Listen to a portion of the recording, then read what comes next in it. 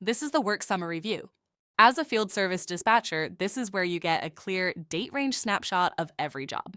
From here, you can review workload, filter results, and take quick actions like assigning staff or updating job status. Across the top, you have search. Use this to find work by customer or by job. You will also see the shortcuts you need right here. This button lets you create a new job, and here you can refresh or reload the list. You can search directly by job number, customize the columns to show the information that matters to you, and apply filters to quickly surface the exact work you are looking for, as shown down the right-hand side.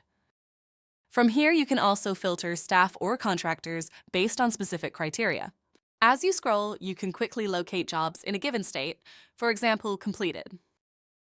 For completed work, you can create an invoice or open an existing one. You can also review the submitted job forms from the field. Scrolling further down, you will see any flags raised by technicians, plus any messages or updates returned from the field for that job.